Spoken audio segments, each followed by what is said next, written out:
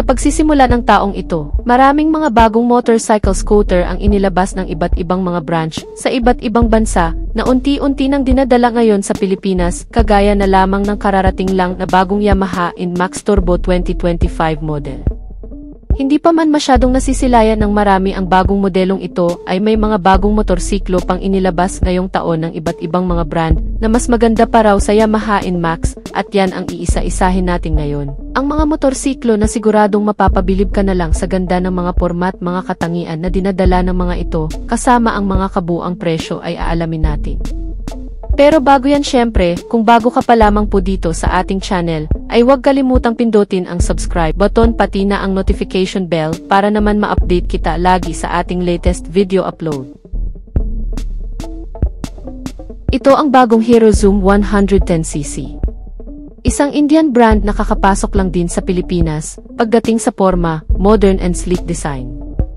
Ang headlight nito ay naka-LED projector light with corner bending lights, kaya every time naliliko ka, makikita mo kaagad ang daan sa gilid kapag gabi, parang kagaya ito ng mga big bike. Maliwanag din ang headlight nito, kaya hindi mo na kailangan magpalagay ng mini driving light, at very premium ang design nito, very modern talaga. Ang mga turn signal lights naman nito ay nasa taas, kaya kitang-kita kaagad. Medyo may pagkakapareho sa Suzuki Avenis 125 ang forma ng kanyang mga turn signal lights, at sa TV is in torque 125. Pagdating naman sa tail light nito, pa-X ang design nito, naka-LED na din at nakahiwalay ang kanyang mga turn signal lights. Sa meter panel naman, ito ay naka-fully digital display, very user-friendly. Meron pa itong clock, kaya mamomonitor mo kung anong oras na, at ang maganda pa dito, meron pa itong Bluetooth connectivity. May mga convenient features din ito kagaya ng built-in charging port, kaya pwede ka na mag-charge ng cellphone mo, at merong dalawang bulsa na malaki dito sa harapan. Tig 1 liter ito, kaya meron kang paglalagyan ng tubig mo, cellphone o kahit na ano. Very convenient at safe na safe ang ilalagay mo dyan, dahil malalim ito at meron din itong hook. Merong hook sa harapan at merong retractable hook, kaya kung marami kang dala-dala hindi ka na mahihirapan.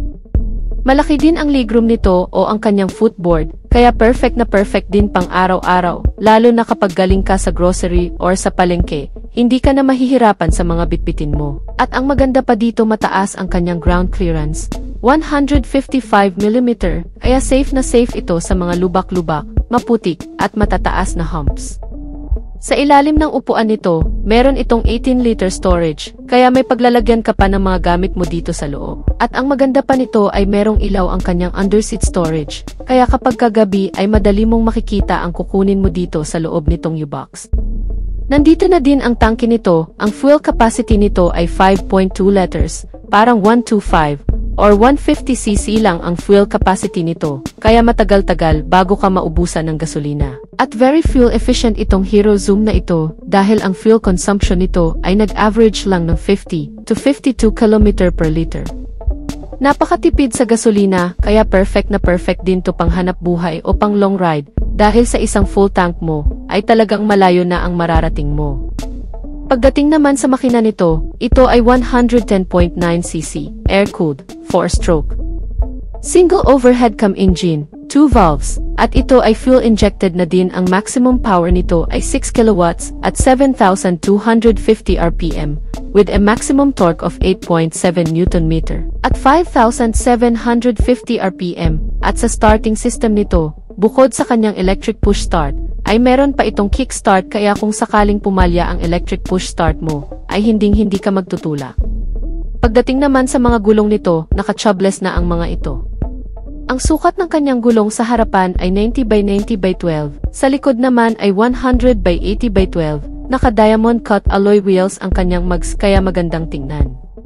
Pagdating naman sa preno, dito sa harapan ay naka-disc brake with 2-piston pat caliper. Sa likod naman ay naka-drum brake, at malakas ang kanyang stopping power dahil nakatupis ang caliper na siya sa harap. Sa suspension naman naka-telescopic fork dito sa harapan. Sa likod naman ay naka-single shock, at ang seat height nito ay 770mm lang, kaya perfect na perfect sa mga average height.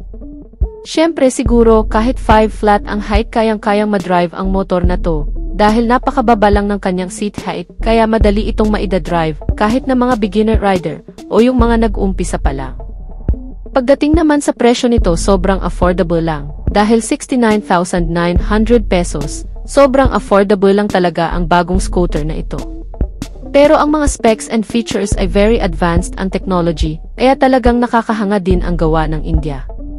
Available na yan sa mga dealer ng Hero nationwide. So yan na muna ang ating latest news and update mga ka-Wizard Moto. At kung bago ka pa lang sa ating YouTube channel, ay huwag kalimutang mag-subscribe. Sa ating mga solid subscriber ay maraming salamat sa inyong walang sawang pagsuporta. Antabayanan lang ang ating susunod na video upload. Ride safe and God bless as always.